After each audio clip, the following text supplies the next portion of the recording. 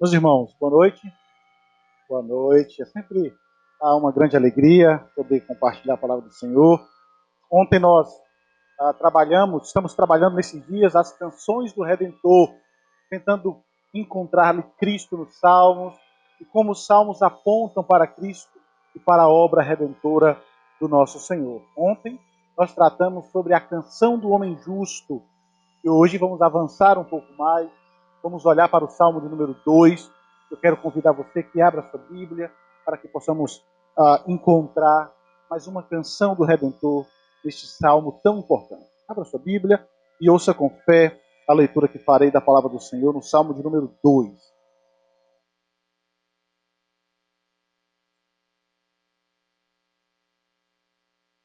Livro dos Salmos, Salmo de número 2. Diz assim a palavra do Senhor: Por que se enfurecem os gentios e os povos imaginam coisas vãs?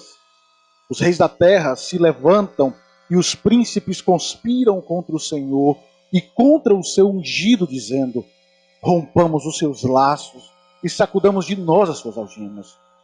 Ri-se aquele que habita nos céus, o Senhor zomba deles. Na sua ira e a seu tempo lhes há de falar, e no seu furor os confundirá. Eu, porém, constituí o meu rei sobre o meu santo monte Sião.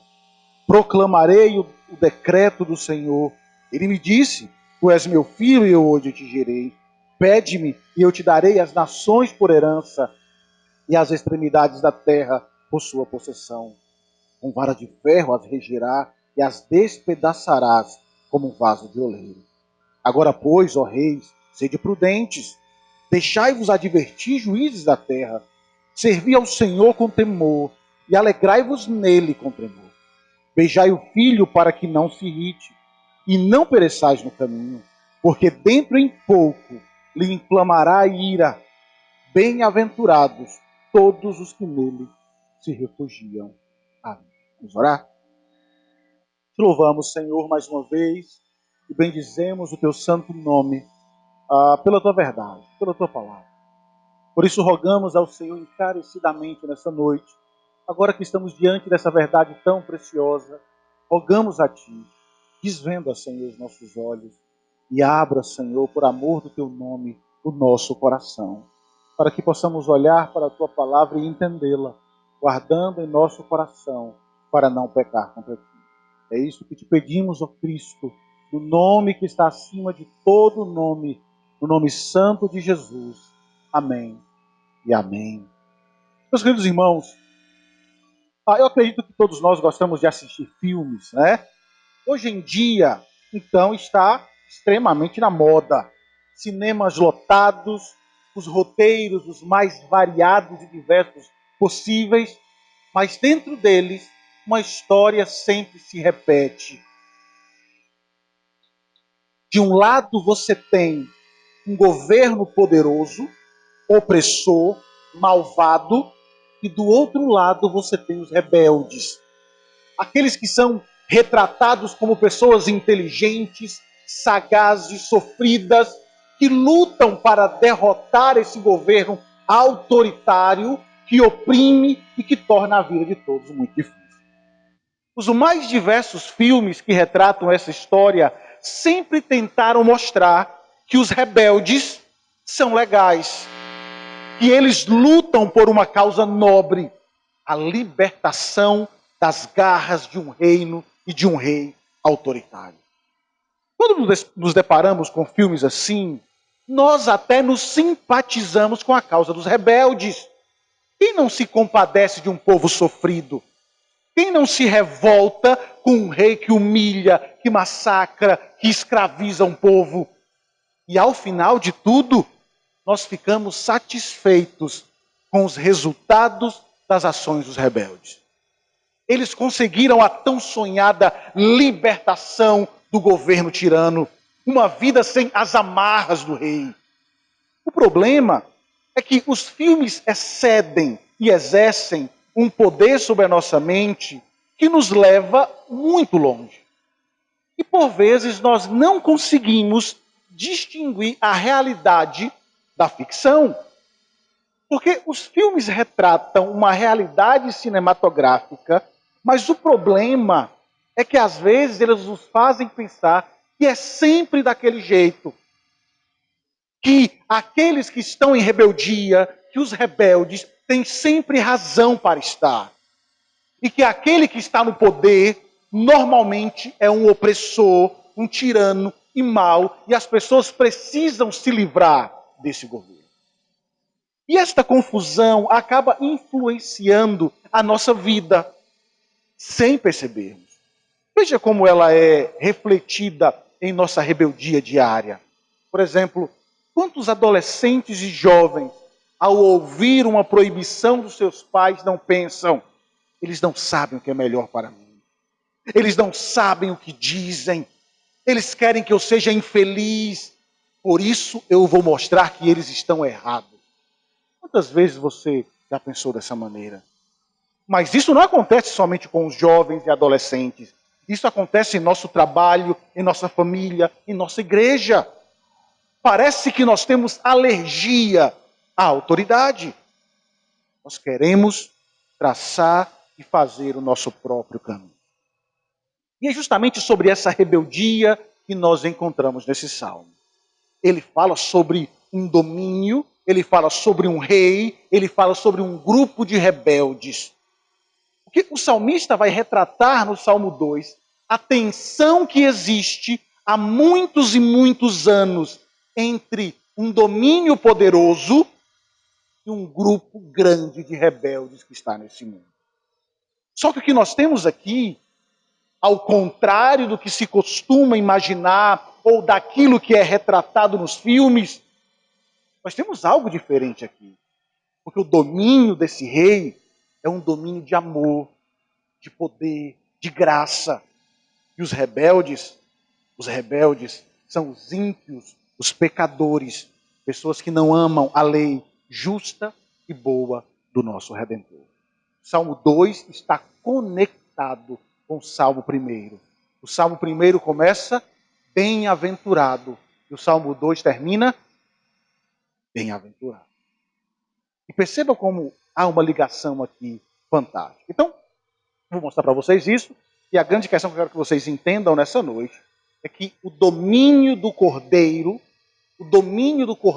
de Deus, ele é eterno e bom, e toda rebelião contra ele será esmagada no último dia. Vou repetir.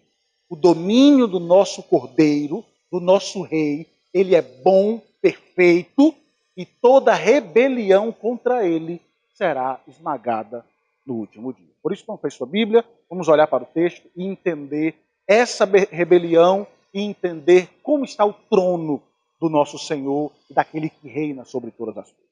Primeiramente, eu quero que você olhe para o verso de 1 até o verso 3. Veja o que diz o texto. O texto diz: por que se enfurecem os gentios e os povos imaginam coisas vãs? Os reis da terra se levantam e os príncipes conspiram contra o Senhor e contra o seu ungido, dizendo: rompamos os seus laços e sacudamos de nós as suas algemas. Meus queridos, o nosso texto, ele começa falando de uma rebelião existente no mundo. Homens e mulheres lutando contra Deus. Só que, como bem sabemos, essa rebelião, ela não é nova. Não é proeminente dos dias de Davi, não é proeminente dos dias do salmista. Ela é o reflexo de uma rebelião muito mais antiga, promovida por Satanás no céu. Aquele momento em que ele quis ser maior do que Deus e por isso foi expulso. Ele que liderou aquela revolta e levou 1/3 dos anjos e conseguiu que a humanidade seguisse o seu exemplo de rebelião e de rebeldia. A rebelião do homem, da sua esposa no jardim, é prova disso. No jardim ele enganou Eva e seu marido, ele fez com que eles comessem do fruto e assim quebrassem a aliança que tinham com Deus. E as consequências disso nós sabemos. Foi a promessa de que a semente da serpente sempre iria perseguir a semente da mulher. E vemos isso acontecendo até hoje. Ainda hoje o mundo ímpio perseguem os fiéis seguidores do Messias. Lembram como eu terminei ontem? Seguir o caminho da justiça, estar escondido atrás do homem justo, não fará com que a nossa vida e o nosso caminho seja fácil e tranquilo, porque a descendência da serpente sempre se levantará com rebeldia contra o homem justo e contra todos aqueles que estão seguindo o homem justo. Hoje isso acontece. Essa rebelião está entre esses dois reinos e continuará existindo enquanto essa realidade que vivemos ainda existir.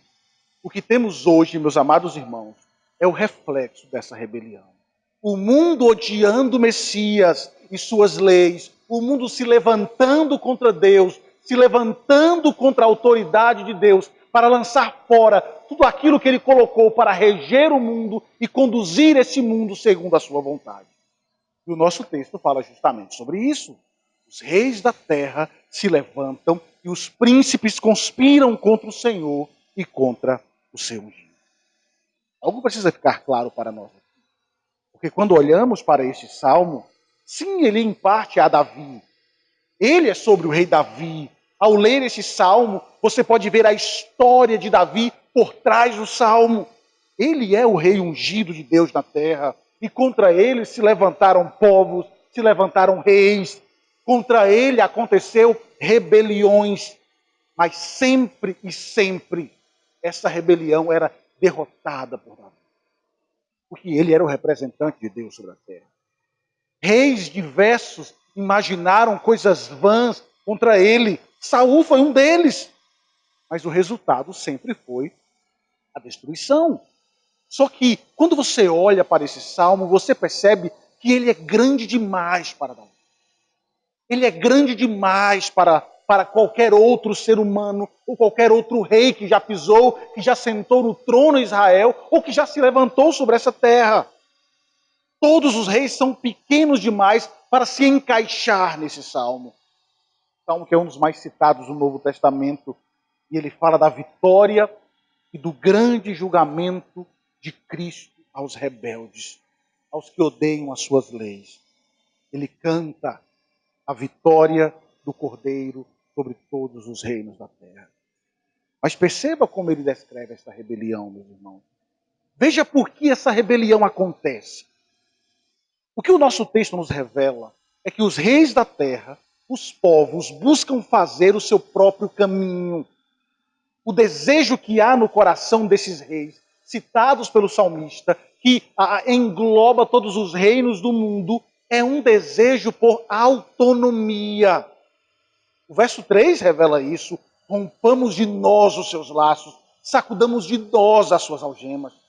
Você entende o que é autonomia?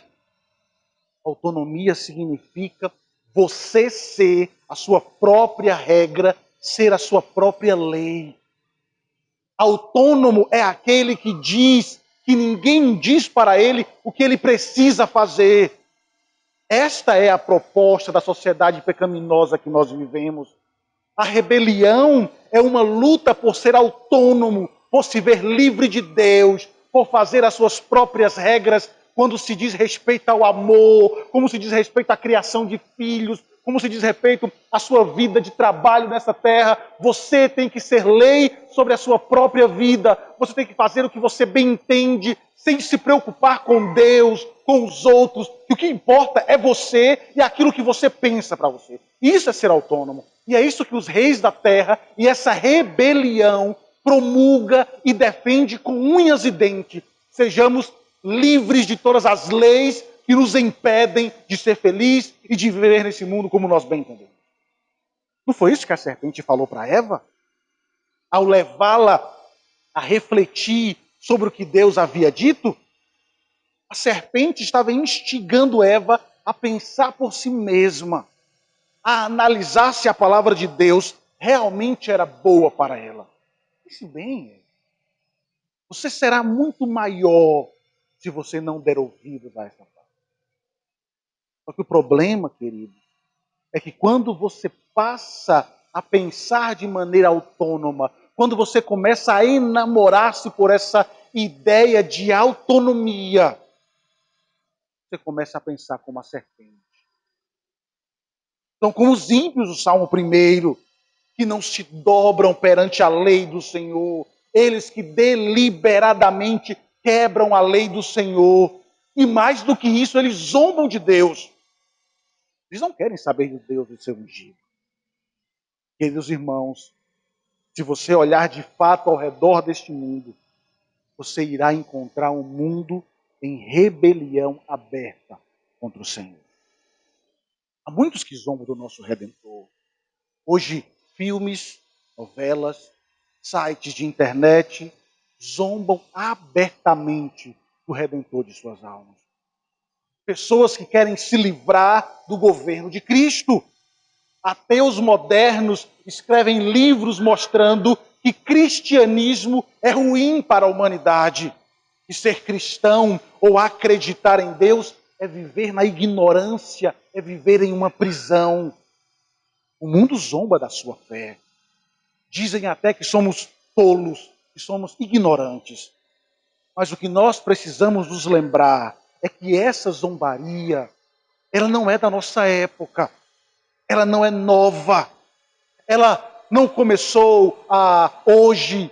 Nós vemos essa rebeldia se estendendo por toda a humanidade, por toda a história. Vimos com Herodes, vimos com Pilatos, vimos com os soldados romanos, e ela continuou ao longo da história. Vimos com os líderes de hoje, que dizem que a religião é o ópio da sociedade, e ela deveria ser abolida como felicidade ilusória, para que a felicidade real possa ser aproveitada pelo homem. O mundo quer se livrar de Deus, e isso de maneira escancarada. Olha ao seu redor. E por vezes, nós damos audiência a esse povo que abertamente se levanta contra Deus. Nada que se oponha a Cristo, nada que ofenda o nosso Redentor, deve ter o nosso crédito. Agora veja bem, sim, somos alvos de uma rebelião aberta, existente nesse mundo, de um povo, de uma sociedade que vive lutando contra Deus e contra as amarras da lei de Deus, para que possam viver os seus amores, para que possam viver os seus prazeres de forma livre, sem amarras e sem prisão. Mas existe uma rebelião também muito pior. Existe uma rebelião que acontece veladamente, escondida, e que nós cometemos diariamente. Isso sabe por quê? Não se assuste. Isso porque, por vezes, nós também andamos com os rebeldes. Ainda que não publiquemos livros, ainda que não participemos de filmes ou novelas afrontando o nosso Redentor em nossos corações, por vezes nós defendemos as causas dos rebeldes. Nós queremos ser leis para nós mesmos. Nós queremos esmagar o conhecimento de Deus. Queremos provar que muitas vezes aquilo que a palavra diz que está errado, que nós podemos provar o contrário, tentando dizer que se não seguirmos aquilo, ou que se seguirmos de forma diferente, isso não trará prejuízo para a minha vida.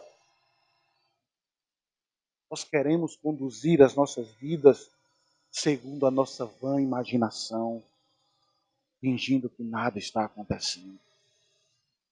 Suas leis alertam sobre o pecado, sobre o que fazer e o que não fazer para agradar esse rei. E todas as vezes que nós cometemos um pecado, deliberadamente, quando nós vamos contra a palavra do Senhor, nós nos juntamos à causa dos rebeldes. E gritamos como aqueles reis e príncipes, rompamos de nós os seus laços. Deus não sabe o que é melhor para mim. Deus não sabe que se eu fizer isso, se eu me relacionar dessa maneira, se eu não obedecer isso, isso vai impedir a minha felicidade. Eu não quero viver dessa maneira. Por vezes nós também trilhamos o caminho do erro. Fechamos os nossos olhos e vivemos como se nada estivesse errado. Como se nada estivesse errado. Você pode pensar, eu posso pensar, que nós não fazemos parte dessa rebelião. Só que todas as vezes que nós pecamos contra Deus, nós estamos em rebelião com o Senhor. Toda vez que mentimos, toda vez que traímos, toda vez que acessamos aquele site que nós não deveríamos acessar, toda vez que você deixa de fazer o que você sabe que tem que fazer, toda vez que você busca ser lei para si mesmo, você está tomando parte da causa dos rebeldes. Você está se levantando contra o Senhor e contra o seu ungido. É necessário que a gente entenda que não há neutralidade nessa causa. Todos os homens, como vimos ontem, são por natureza inimigos de Deus. Eu vou mostrar que se você não estiver escondido no homem justo, você está contra ele. Queridos, se o homem pudesse, ele mataria Deus, por proibi-lo de viver os seus prazeres. O homem destruiria Deus por querer tolir a sua vida, por revelar as suas falhas. De fato, eles fizeram. Eles tramaram contra o ungido do Senhor. Os fariseus, os escribas, conspiraram e se levantaram contra o ungido de Deus, contra o Messias.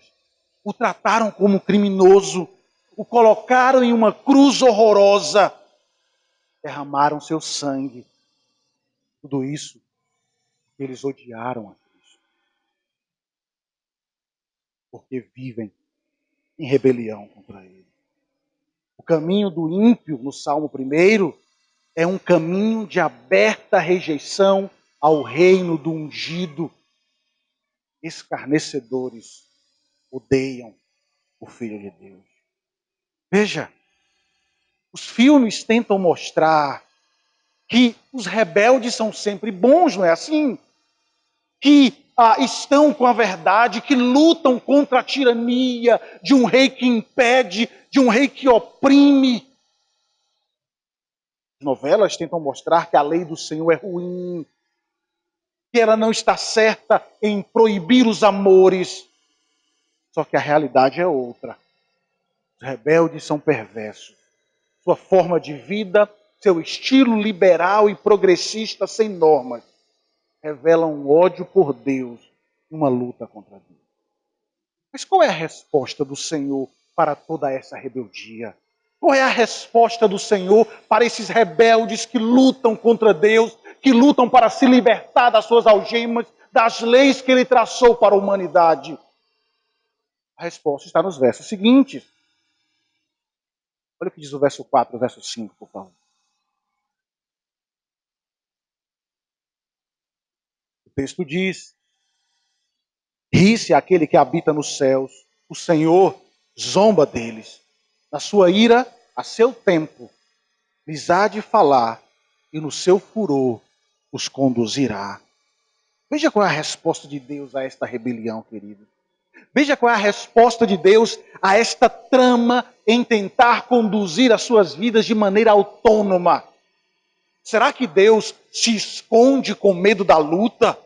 Será que Deus vai contar a sua tropa, contar os seus exércitos, para ver se existe a possibilidade de enfrentar esses rebeldes? Claro que não! Perceba que o poeta eleva a sua audiência acima das resoluções dos rebeldes. O poeta nos leva a olhar para o que acontece na sala do trono.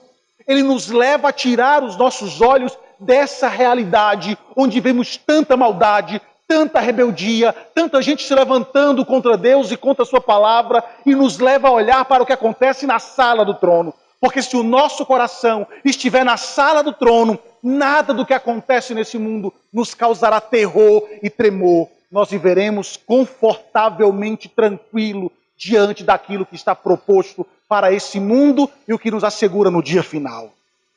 Ele mostra que sequer o Senhor se levanta do seu trono. Porque nada abala o seu reinado. Nenhuma resolução ou trama armada pelo homem pode causar medo ao Rei do Universo. O salmista simplesmente diz que ele ri.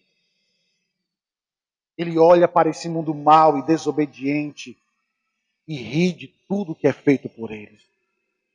O Senhor zomba. Olha que estranho, não é verdade? O Senhor zomba do homem por pensar que pode tramar algo contra Deus.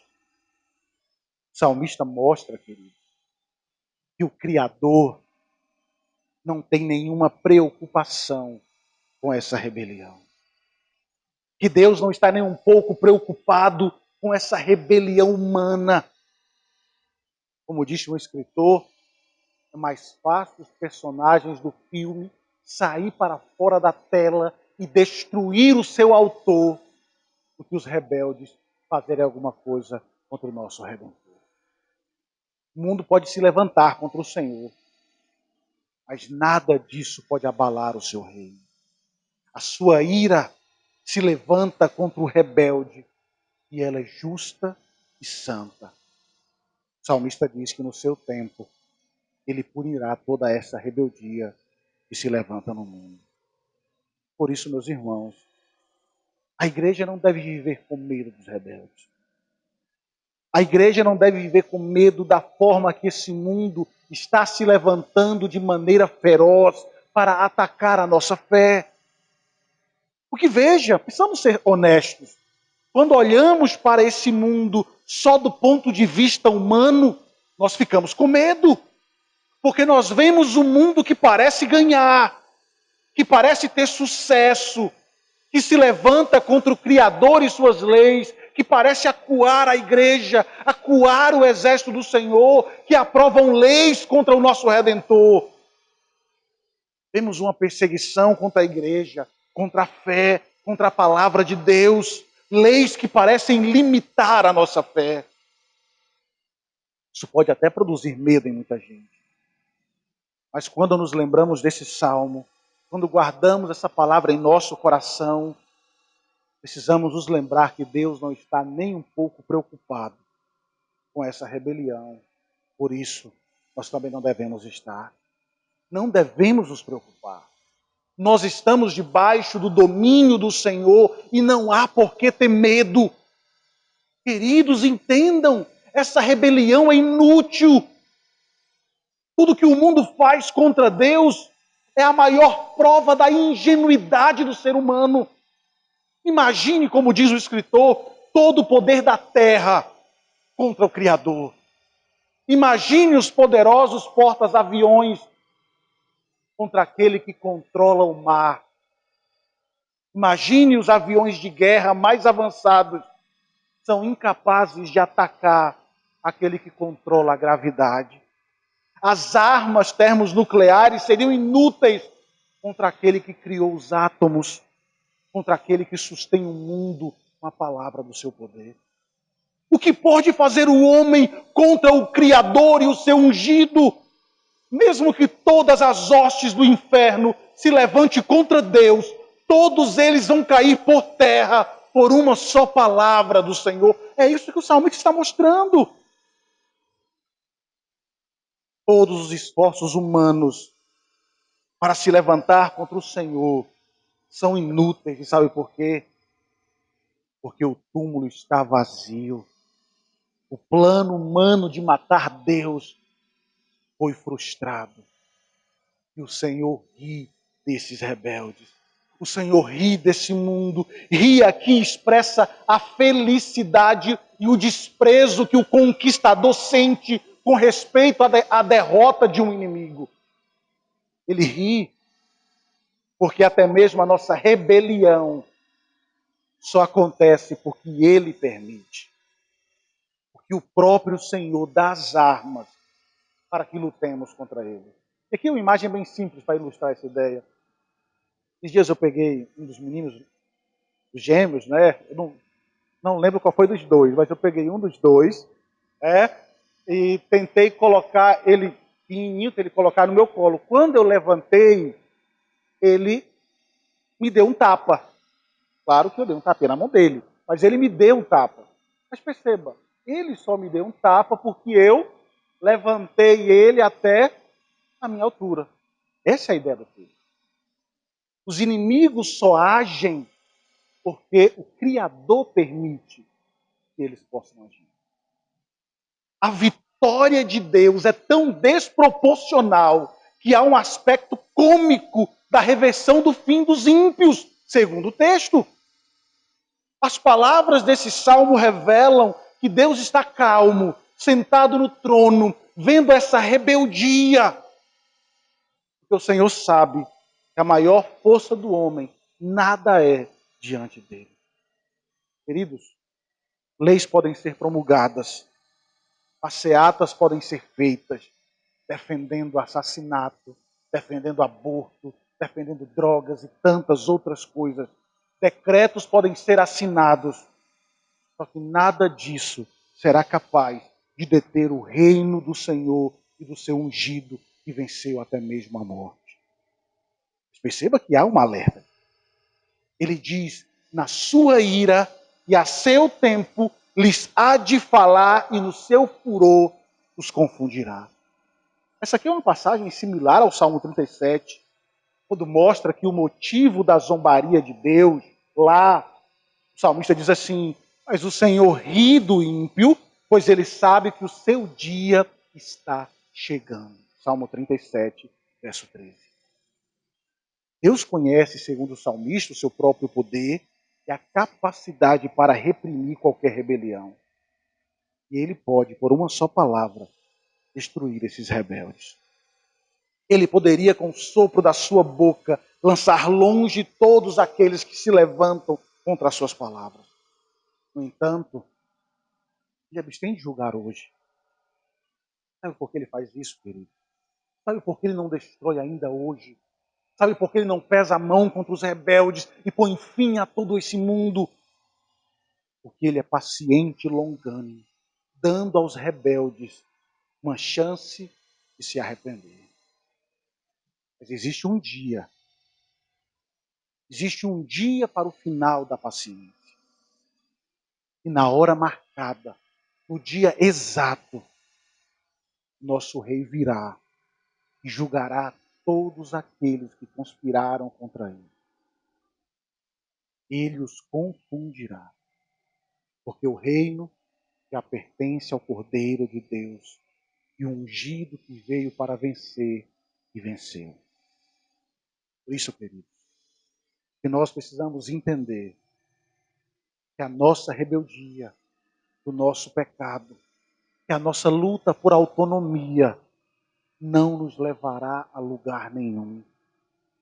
É preciso voltar-se para o Criador. É preciso abandonar, se preciso, por amigos que nos incentivam a trilhar caminhos estranhos ao Senhor. Preciso lutar para que o seu lar, querido irmão, deixe de ser um campo de batalha contra Deus. É preciso lutar para que o nosso lar deixe de ser esse campo de batalha, e isso só vai acontecer quando nós trouxermos a lei do Senhor para a nossa vida. O Senhor, em sua paciência, nos dará a oportunidade para o arrependimento, para nos voltarmos para Ele.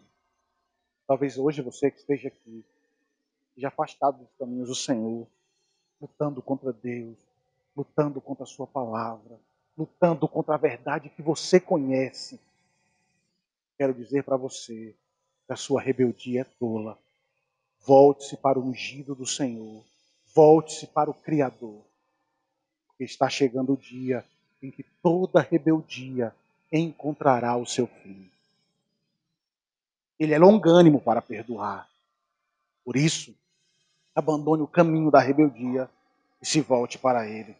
Pois essa longanimidade, como eu disse, um dia chegará ao fim e Ele punirá o pecado. Por isso nos curvemos a esse Rei amoroso, que está sempre pronto a perdoar rebeldes que lutam contra as suas leis. E é justamente isso que nós encontramos nos dos versos 6 ao verso 9. Olhe na sua Bíblia, por favor. Verso 6 ao verso 9. Acompanhe o que diz o texto.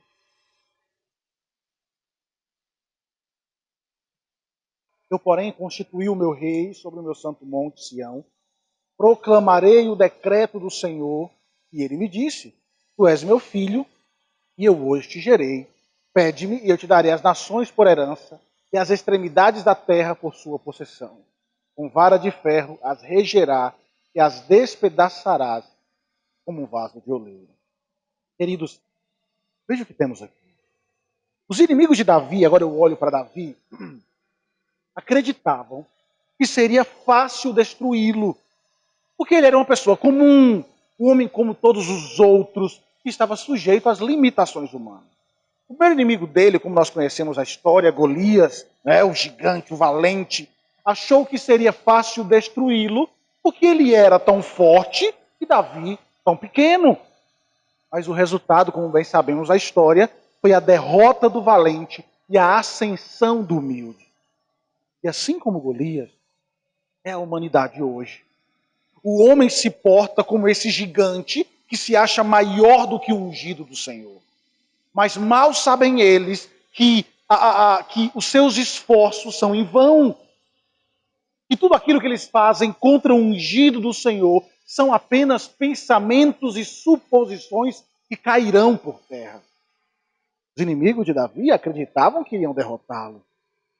Mas por mais impressionante que fosse as forças humanas, o ungido sempre sairia vencedor, porque o Senhor estava com ele.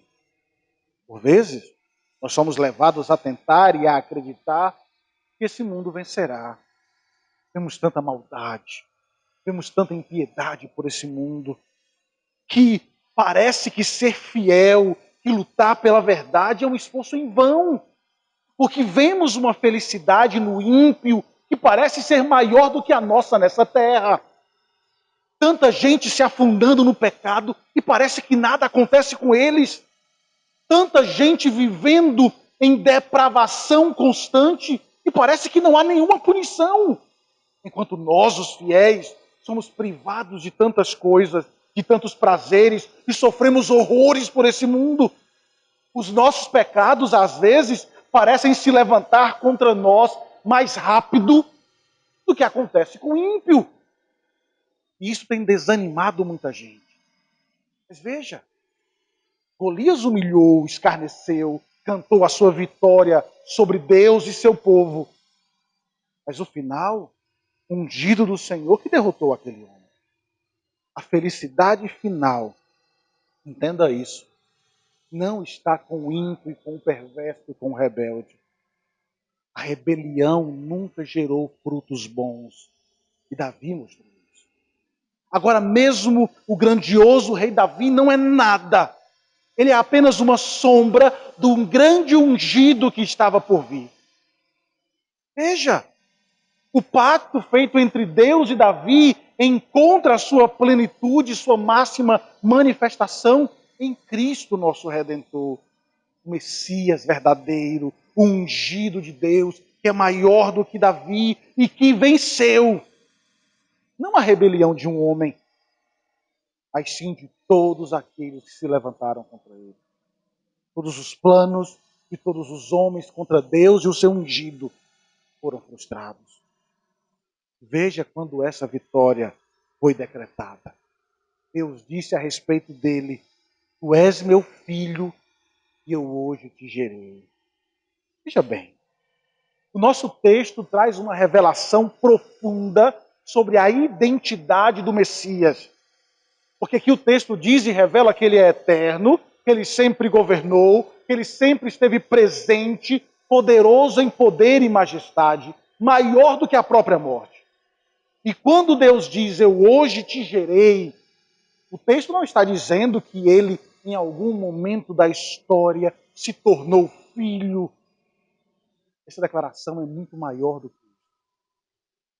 Essa declaração nos leva para o Novo Testamento, para o momento em que Cristo ressuscitou, mostrando que nenhum poder humano ou nenhum ato de rebeldia humano poderia destruir o ungido de Deus. Nem mesmo a própria morte foi capaz de destruí-lo. E ao ressuscitar, ele revela quem ele era, o Filho ungido, unigênito do nosso Senhor. E é isso que nós encontramos. Eu quero que você abra a sua Bíblia no livro de Atos, capítulo 10. verso 30 e verso 30, até o verso 33.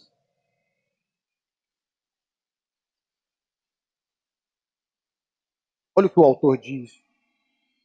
Atos 13, do verso 30 ao verso 33, ele diz assim: ele entendeu essa ideia de eu hoje te gerei como uma imagem poderosa do Filho vencendo todos os inimigos. O texto diz assim: mas Deus o ressuscitou dentre os mortos e foi visto muitos dias pelos que com ele subiram da Galiléia para Jerusalém, os quais são agora as suas testemunhas perante o povo. Nós vos anunciamos o evangelho da promessa feita a nossos pais, como Deus a cumpriu plenamente a nós, seus filhos, ressuscitando a Jesus, como também está escrito no Salmo 2: tu és meu filho e eu hoje gerei. A ideia central é que na ressurreição ficou claro para toda a humanidade que nada pode destruir o Filho de Deus. Por isso, a rebeldia, a desobediência, a rebelião, todos esses atos são em vão. Se ele venceu a própria morte, que era o maior inimigo, o que fará com homens rebeldes dessa vida, que se levantam contra ele? Os esforços para matar o ungido do Senhor foram inúteis. E aí ficou claro para toda a humanidade que o Rei de Deus, ungido de Deus, estava reinando sobre o monte Sião, que ele era o próprio Filho de Deus. Queridos irmãos, o grande Senhor, descrito nesse salmo, recebeu toda a autoridade sobre céus e terra, e sua igreja hoje caminha e deve caminhar nesse mundo, proclamando que esse reino chegou, proclamando que toda a rebeldia contra ele é em vão. Esse é o papel da igreja. O reinado de Davi lá atrás foi extenso e importante, mas pequeno em relação ao reinado do maior rei que viria. Um reinado de poder, que iria receber as nações por herança, como o nosso texto diz. Pede-me e eu te darei as nações por herança e as extremidades da terra por tua possessão. O texto mostra, queridos, que ele reina sobre tudo e todos. Deus, o Pai, entregou a ele o mundo. E o seu reino é um reino que se estende por todo o cosmos e não terá fim. No livro de Apocalipse, nós encontramos um vislumbre desse grande dia, onde todos os povos de todos os cantos do mundo estarão reunidos diante do Cordeiro, adorando o verdadeiro Rei. Como súditos desse reino hoje, o nosso papel é anunciar a glória desse Rei majestoso. O Rei que reina em Sião, que reina sobre a igreja. Precisamos anunciar que o domínio pertence ao Cordeiro que foi morto, mas que ressuscitou. A questão é, você faz isso? Você anuncia ao mundo rebelde que o Rei poderoso virá para julgar todos os atos de rebeldia? Você dedica tempo da sua vida para anunciar o governo desse Rei sobre toda a história, sobre a sua vida? Você dedica tempo para falar aos rebeldes que aquilo que eles estão fazendo não tem fundamento, não tem cabimento? Não falar de Cristo, não falar do seu reino, quando temos a oportunidade ou quando temos antes uma ordem para anunciá-lo, também é, entenda isso, se levantar contra o ungido do Senhor. Porque a ordem dele é: anuncie, o dia está chegando. Quando a igreja não faz, a igreja está se levantando contra o Senhor. Não falar de Cristo e seu reino é se levantar contra ele. É julgar que somos mais sábios do que ele. Às vezes não fazemos por medo, fazemos e não ensinamos com medo que as pessoas vão pensar de nós. Mas é preciso que esse mundo saiba que nós servimos ao Deus verdadeiro, ao Deus real, justo e bom, que governa e voltará para punir os rebeldes. Quero dizer para você nessa noite que hoje ainda é tempo para mudar de vida, para deixar a rebelião e servir ao Senhor. E nós, irmãos, igreja, somos os instrumentos do Senhor para anunciar esse governo de amor, de justiça e de paz. Hoje vemos um mundo perdido. E o que temos feito para falar daquele que pode restaurar isso?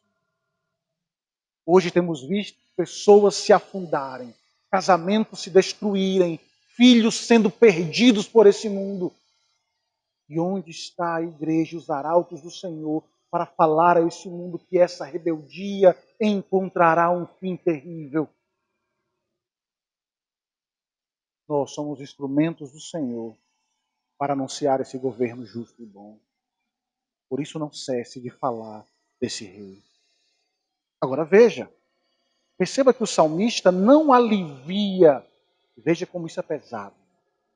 O salmista não alivia para aqueles que ouvem a respeito dessa verdade, para aqueles que entendem o reinado do ungido, para aqueles que entendem que existe um rei e que são constantemente bombardeados pela palavra de Cristo e ainda assim continua em rebeldia e continua fazendo aquilo que é errado. O salmista diz: com vara de ferro as regerá e as despedaçarás como um vaso de oleiro. Perceba que essas palavras são duras, porque elas falam de um futuro glorioso, um dia em que ele voltará. O salmista está falando sobre o dia da volta do Cordeiro. E será sim um dia alegre para os fiéis e verdadeiros, mas também será um dia de luto e de terror para os rebeldes. João viu esse dia. Ele revela que o Cristo ressuscitado dentre os mortos retornará a esta terra e voltará com grande poder e glória para esmagar toda a oposição e reinará com justiça no trono de Davi. Em sua visão, ele descreve a cena do Salmo 2.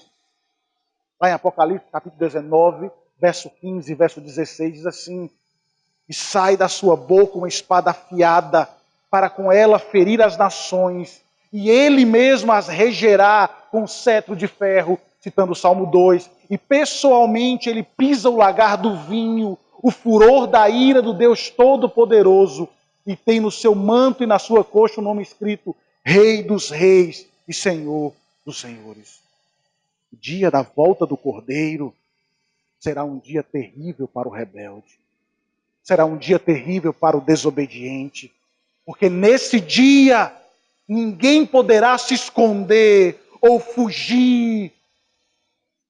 Todos se prostrarão diante da majestade desse rei. O cantor, ele gravou uma canção falando sobre a volta de Cristo, e a letra da canção ela é extremamente assustadora. Ele diz assim: quando ele voltar, os pelos no seu braço vão se arrepiar. Você vai ouvir as trombetas, milhares de anjos cantando, multidões marchando ao som da canção do Cordeiro, vozes clamando, vozes chorando. É a vinda do Alfa e Ômega. As virgens estão se preparando, os sábios irão se dobrar diante do trono. Não se engane, meu irmão e minha irmã. Quando ele vier, quando o ungido do Senhor vier, ele vai esmagar toda a rebelião. Esse é o plano de Deus para lidar com a rebeldia desse mundo, para lidar com Satanás e com suas forças. Seu plano envolve a vinda da pessoa do nosso Redentor, do Filho Eterno, voltando a esta terra para colocar debaixo dos seus pés toda a rebelião e governar com justiça para sempre. E em breve ele voltará. Pode ser que leve 500 anos, certamente daqui a 500 anos você não estará aqui. Você não chegará a 500 anos, eu tenho certeza disso. Por isso é preciso aproveitar o hoje. A hora de se dobrar diante do Cordeiro é agora. A hora de se esconder nele é hoje. E o mais trágico dessa rebelião não é que ela será esmagada simplesmente. O mais trágico dessa rebelião não é que ela é apenas inútil. Mas o trágico dessa rebelião é que ela é uma rebelião contra um reinado de amor e de justiça e de paz. É o oposto dos reinos tiranos desse mundo. Reinos que governam para si mesmo, reinos que governam contra a paz, contra a verdade, contra o amor, contra a liberdade. Mas o reinado de Cristo é um reinado da verdadeira liberdade e o mundo luta contra ele. Ele oferece ao mundo, aos povos, a oportunidade de paz, mas o mundo vive em guerra contra ele. Como eu disse, hoje nós encontramos uma luta aberta contra Cristo, um ódio terrível contra ele. Pessoas que querem se ver livres de suas leis, foram dadas para reger o universo. Hoje nós vemos jovens nas universidades tomando a forma dos rebeldes. Crianças que cresceram em nossas escolas dominicais, que se tornaram jovens, adolescentes e jovens, que se perderam nas universidades, tomando a forma do ímpio, se associando e assimilando ideias contrárias às Escrituras, contrárias às leis santas e boas do Senhor. Hoje nós temos homens e mulheres lutando contra Cristo, saindo nas ruas e gritando abertamente: rompamos de nós os seus laços, queremos Cristo fora da nossa vida. Muitos hoje até cantam a Ele, dizem que o conhecem, mas seus atos provam que eles não amam a lei, não amam o Rei, pois têm prazer em desobedecê-la. Mas essas pessoas vivem uma ilusão, querido. Não sabem que o Messias de Deus governa sobre tudo e todos. Que o Messias, que tem a vida de todos em suas mãos, que ele dá, que ele tira, que ele absolve, que ele condena. E esse Messias um dia virá com poder para esmagar todo esse mundo. Mas o salmista não apresenta apenas uma imagem de terror. Ele mostra sim que esse rei, ele é punição, mas que ele também é um lugar seguro de proteção. Mesmo em meio a todo o caos e toda essa rebelião que vemos hoje, ainda há tempo para se refugiar no seu ungido. Olha o que diz os versos finais, por favor, o verso 10 e o verso 12.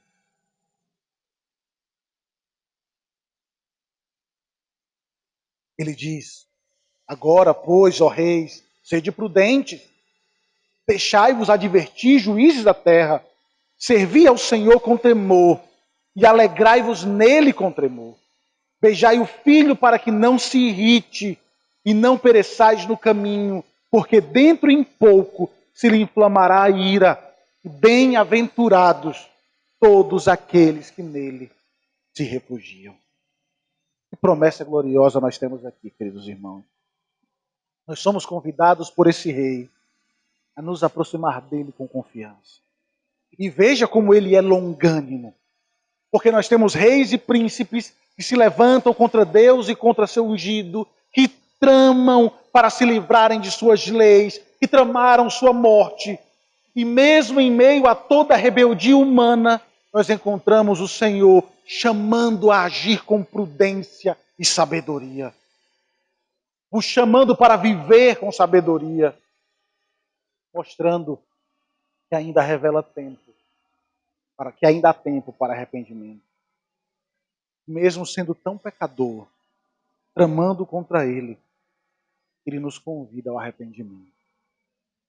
Que rei glorioso é esse que nós temos, meus irmãos, que não nos trata segundo os nossos merecimentos e nem segundo os nossos atos para com ele, mas ele é fiel e justo e compassivo para perdoar todo aquele que se aproxima dele com coração quebrantado e contrito. Dia do Senhor, o dia da vinda do Cordeiro, está para acontecer.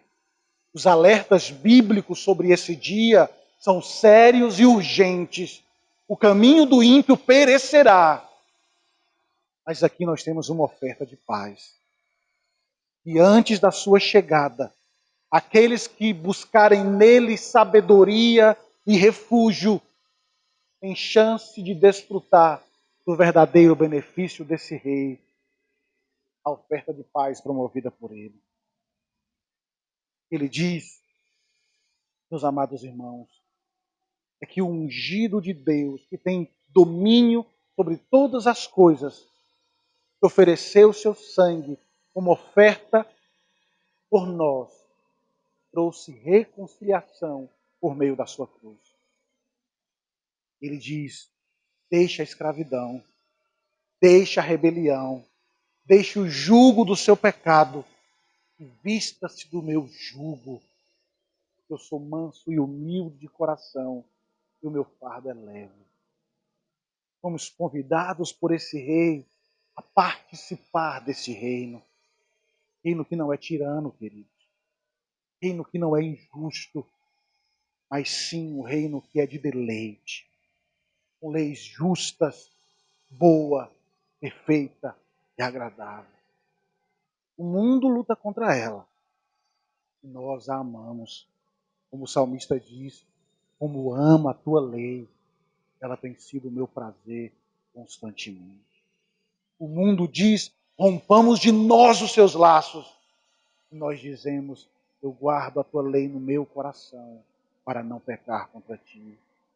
O mundo despreza e nós nos deliciamos nela, porque ela é mais doce do que o mel e o destilado dos favos. O salmista ainda diz, beije um filho antes que a sua ira lhe inflame. A urgência de se submeter a Cristo é expressa nessa frase, a sua ira em breve será acesa, e isso será um dia tenebroso. Beijar o filho aqui transmite uma ideia de submissão, de reconhecimento da sua soberania, de se curvar diante daquele que é rei. O salmista está dizendo, curvem-se diante do rei. Os sinais dos nossos tempos apontam para a breve vinda do nosso Senhor. E a sua primeira vinda, como nós sabemos, foi marcada pela misericórdia, foi marcada para salvar. E deixou o recado para os rebeldes, arrependam-se. Mas a sua segunda vinda marcará o fim. E esse dia será terrível para os rebeldes. Sabe o que você precisa fazer, querido irmão, para se proteger desse dia tão terrível, que será o dia da vingança do nosso Senhor contra os rebeldes? Reconhecer que Jesus é o Redentor, o Resgatador, o Rei Supremo, o Eterno Deus. Ele é o refúgio seguro, somente próximo a Ele, escondido nele. Nós veremos o furor desse dia, mas não seremos atingidos, como diz o profeta Isaías. Porque fostes a fortaleza do pobre e a fortaleza do necessitado na sua angústia, refúgio contra a tempestade e sombra contra o calor.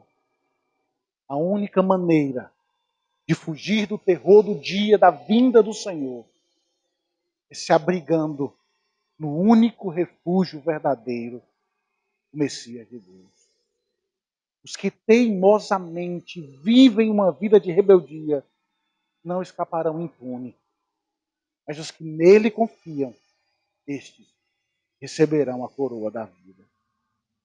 Queridos irmãos, veja que interessante. Caminhando aqui para o final. A Escritura associa o Monte Sião, descrito aqui pelo salmista, à Nova Jerusalém. Uma cidade não construída com mãos humanas, uma cidade maravilhosa, onde nós iremos habitar quando o Senhor voltar. E Apocalipse 21 traz uma informação extremamente interessante a respeito de Sião. Lá diz: suas portas nunca, jamais se fecharão. Agora, por que as portas de Sião jamais irão se fechar? Por que você fecha as portas da sua casa toda noite quando você vai dormir? A razão para fecharmos as nossas portas, colocar alarmes em nossas casas, é para nos proteger dos inimigos. Só que na Nova Jerusalém, quando o Rei vitorioso voltar, nós não teremos mais com que nos preocupar, porque não haverá mais rebeldes, não haverá mais rebelião, ela terá sido esmagada. Os rebeldes estarão em outro lugar e nós viveremos seguros para sempre ao lado do Cordeiro de Deus, do ungido do Senhor. Não haverá mais inimigos, meus irmãos. A rebelião do nosso coração finalmente será destruída e você será feito novo. Tudo que nos convida hoje a ser rebeldes não existirá mais.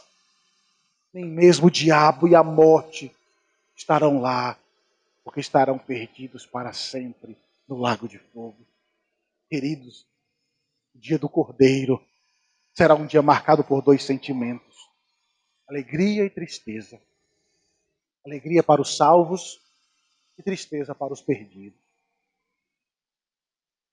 Para que a alegria seja o que você sinta, é preciso um refúgio para escapar do dia da ira do Cordeiro. E aqui nós temos a conexão entre os dois salmos. O salmo primeiro começa: bem-aventurado aquele que não anda, aquele que não se detém, aquele que não se assenta na roda dos escarnecedores. Ok, mas sim, o que eu farei? O salmo 2 termina dizendo: bem-aventurado é você que não faz essas coisas, mas se refugia no seu Senhor. É feliz aquele que não luta a causa do rebelde, mas se refugia naquele que é o refúgio seguro para nós. A única forma de não andar no caminho do ímpio é estar sob a proteção do Senhor, aquele que é o nosso refúgio, fortaleza e proteção em dias maus. Não há refúgio dele, querido. Não se engane. Não tem como fugir do seu olhar. Seus olhos estão em todos os lugares. Seus olhos estão no seu escritório, trancadas as portas, vendo o que você faz. Seus olhos estão na sua faculdade, na sua escola.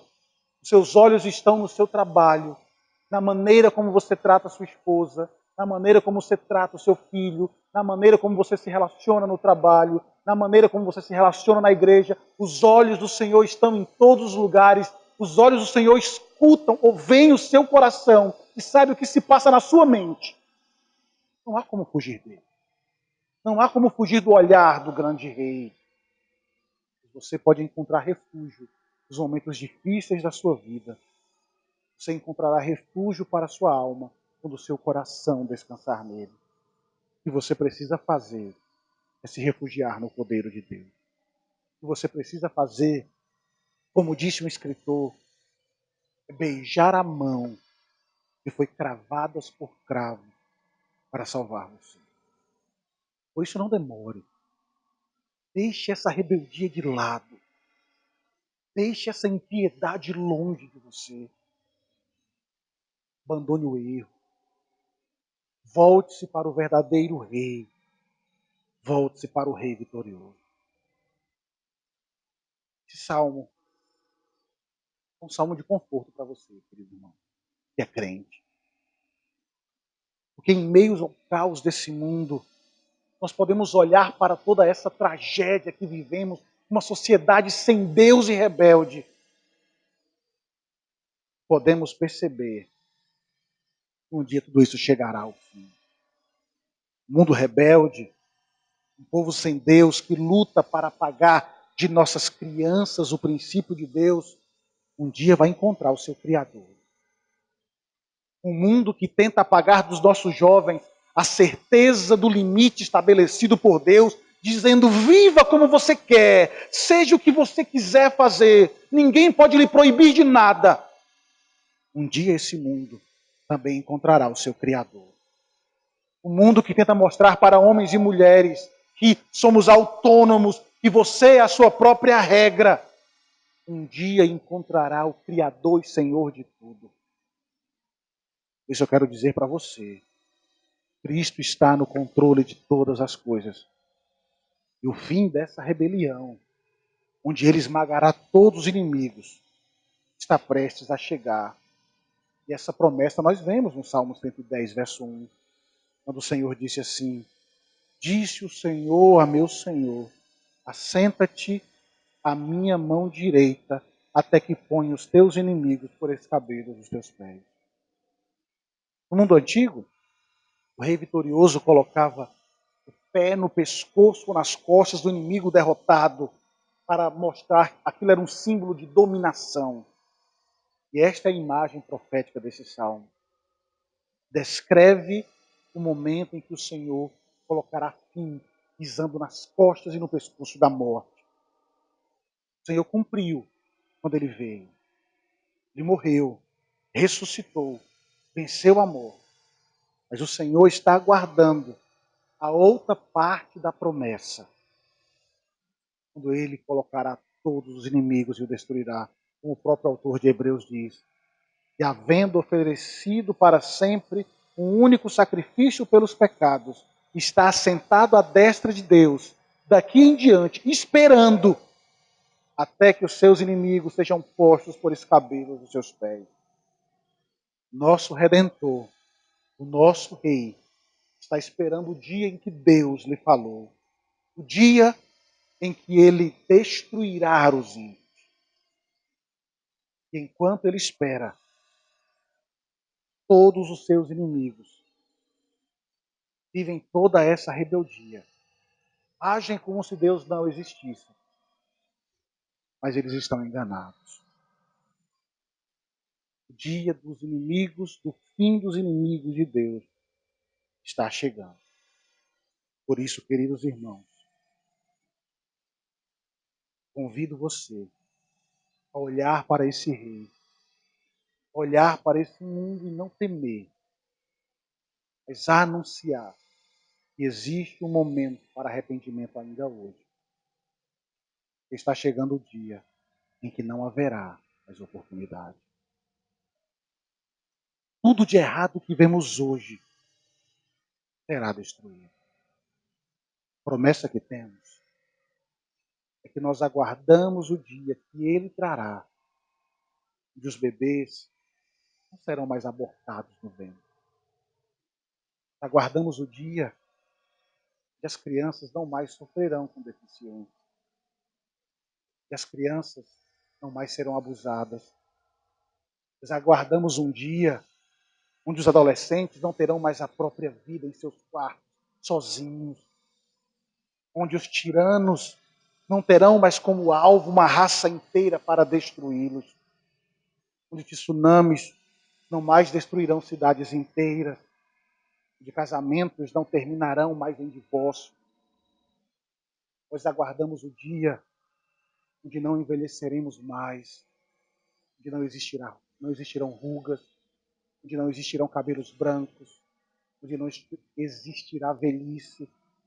Nós aguardamos o dia onde o Senhor fará nova todas as coisas, colocando fim a tudo aquilo que é mal nesse mundo. Por isso, me refugio nesse Senhor. E essa certeza é o que espera todo aquele que se refugia no ungido de Deus. Deus nos abençoe e nos ajude em nome de Jesus. Amém.